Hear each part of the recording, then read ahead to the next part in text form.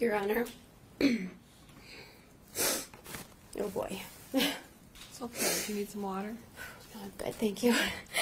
I am previously known as Jane B. 44 Doe. I stand before you today with shame, embarrassment, and guilt. I find this difficult to start. There are no words that can adequately describe how I'm feeling. The emotions are overwhelming. I recently, as of last Tuesday, decided to come forward publicly before this courtroom. I've had sleepless nights, days of feeling nauseous, and I've cried more tears than I care to admit. Up until that point, I imagined this whole thing was some mistake. Something like living a dream as more and more girls came forward and continue to come forward to state what happened to them in the last 2 decades. As a competitive gymnast for 15 years, I started at Great Lakes Gymnastics Club. In the back room of Walter French, Larry had his area set up for us to get our ankles taped, ice our sore muscles and injuries, talk about life, training, and really anything. I knew Larry before he and Stephanie got married and had kids. I knew him before his brother passed away. I knew him before he helped carry Strug off the floor at the 1996 Olympic Games. I remember seeing him on TV and thinking, wow, I'm so lucky to have Larry available to help me. With my visits to the back room at GLGC, he created a place to hang out for a minute, regroup if we're having a bad day, grab a bag of ice to check my knees and tape my ankles. He established a bond. He was our confidant. He was our friend. And I remember him telling me that he was my advocate, that he would stand up for me, to my coaches, and to my mom if I couldn't. He was looking out for us. Having Larry at our disposal for our injuries was almost an honor. We all thought how lucky we are to have him available to go see. He was world-renowned. Everyone in the gymnastics community knew Larry. He is, or was, the guru of sports medicine for our sport.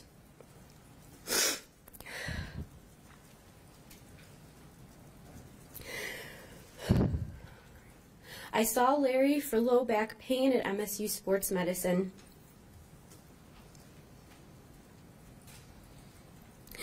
Treatments included vaginal penetration to treat my low back pain,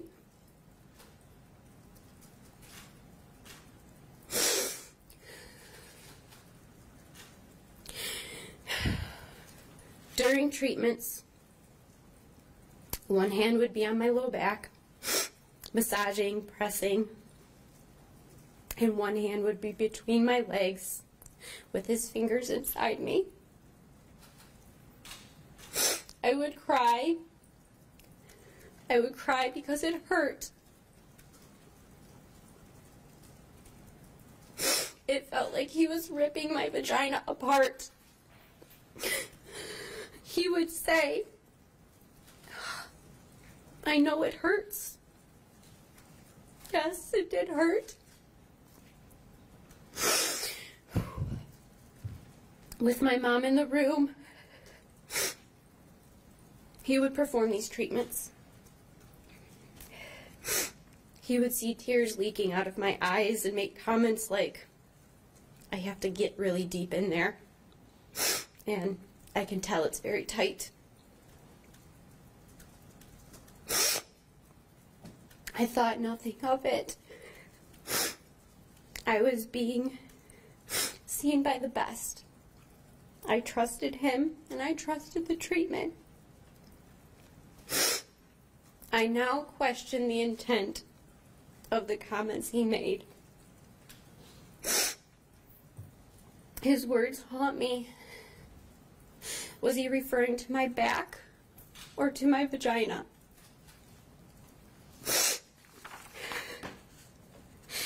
I have struggled with reliving these appointments,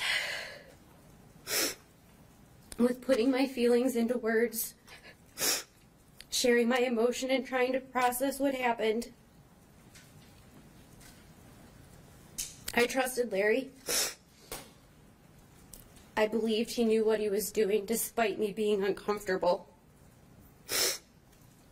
I believed the treatment would work and be beneficial. I never told anyone what happened. I was embarrassed that a doctor went to those lengths to treat me, and as time passed, I was in denial over these treatments being sexual abuse or molestation because he was the gymnastics doctor.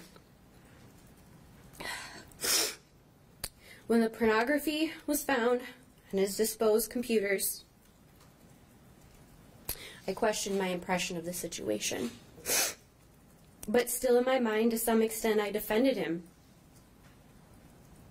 People would ask me if I knew him. I would simply say yes, and then quickly change the subject so I didn't have to answer any further questions. People would make small talk about the latest news article, and I would walk away and hope that they had forgotten that I was once a gymnast. It wasn't until my brother saw an article and sent me a text asking if Larry had ever treated me or done these things to me.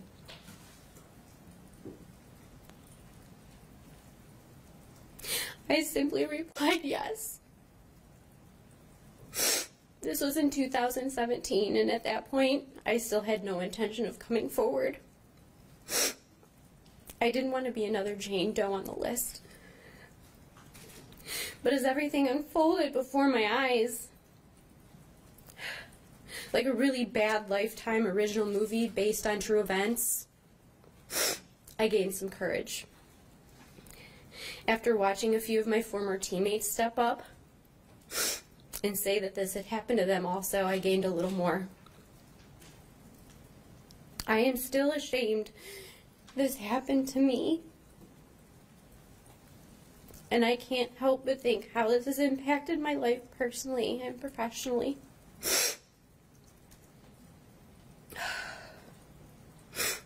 Your Honor, I would like to address the defendant directly now, if I may. You may. Larry, how many of us are there? Do you even know? Did you keep track? Do you know the number keeps rising? And that's only the girls that are actually coming forward. How is it, Larry, that your secret was kept for so long? I have reflected on this, and the only thing that I have come up with to make sense is the following. As a competitive gymnast, we are trained to hide emotion, to control our feelings and keep a level head. Show no fear. You preyed on me, on us. You saw a way to take advantage of your position, the almighty and trusted gymnastics doctor. Shame on you, Larry. Shame on you. We trusted you were doing the right thing. We trusted you were making us better, when it was really for your own sexual gratification.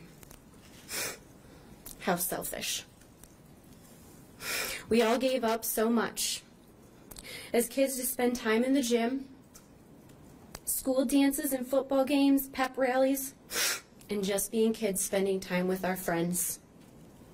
Our love was gymnastics. We were dedicated to it, and we sacrificed so much to engage in the sport we love. When in reality, we sacrificed a lot more, didn't we? Our innocence, our trust in doctors and medical professionals that would later transfer into adulthood, and our trust in organizations and institutions to keep us safe. They certainly didn't stand up for us. They stood up for you. They stood behind you.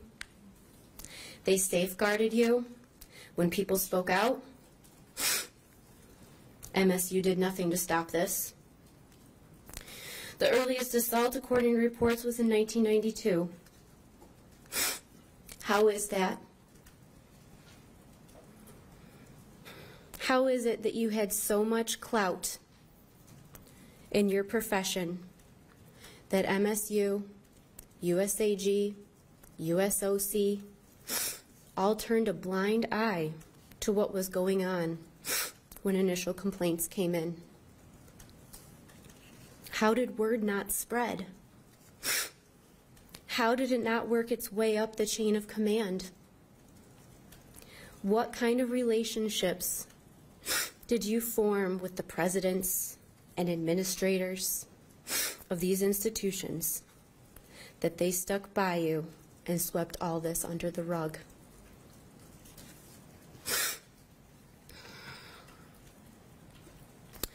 Well, guess what, Larry? None of them are standing behind you now.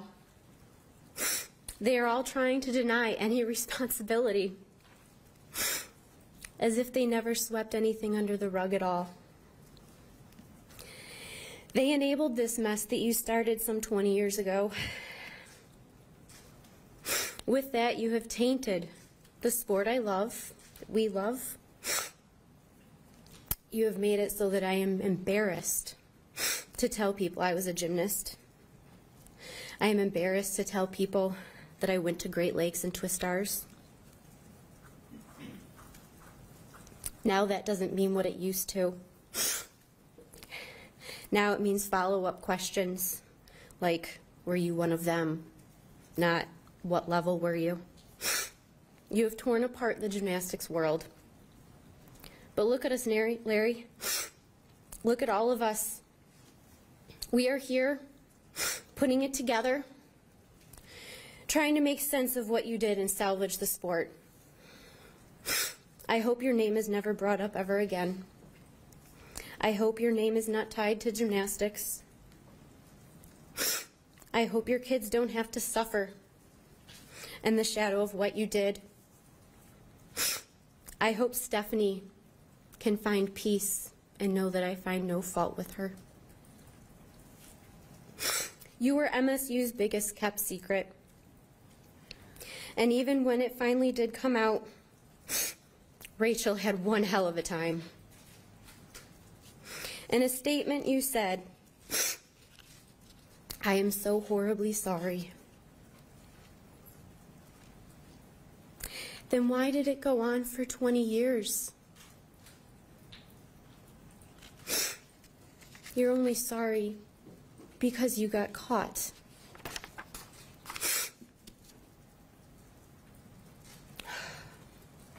After today, I will not cry anymore.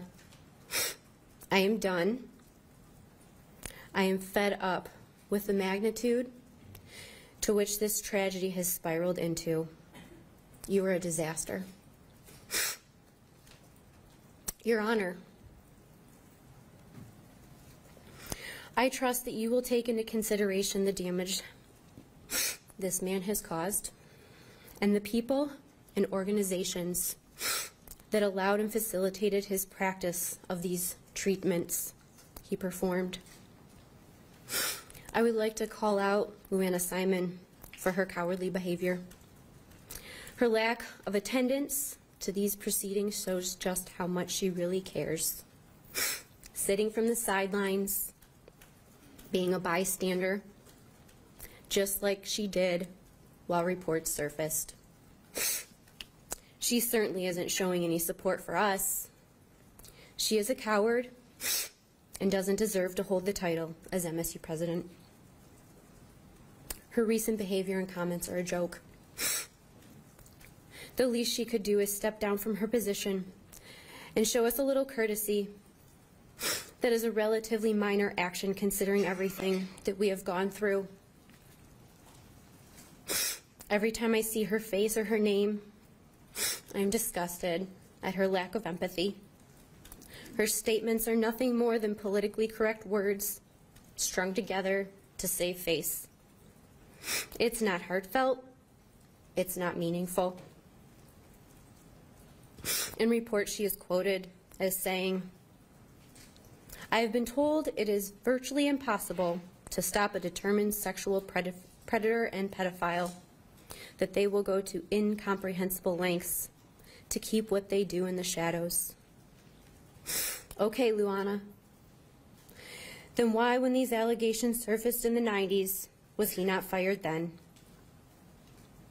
Why did MSU continue to employ Larry? He wore MSU-affiliated shirts. He had an office in MSU Sports Medicine. He had business cards with MSU Sports Medicine letterhead. He was your employee, and MSU should be responsible for his actions as the employer, under their roof, in their halls, on their campus. MSU is also responsible for Kathy Klages turning a blind eye. At least she had the decency to retire. According to reports, she turned a blind eye to concerns that were brought up to her by members of the gymnastics team. She is just as much at fault. Our parents turned us over to Larry, willingly surrendered us to his care, and look what happened. Look what this has become.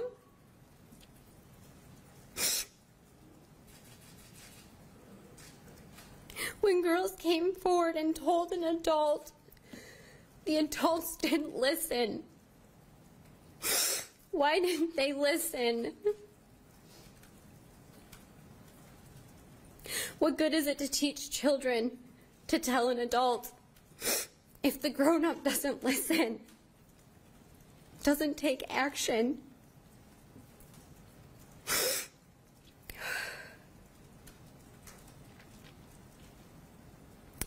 As coaches and officials governing our sport, why did they fail us?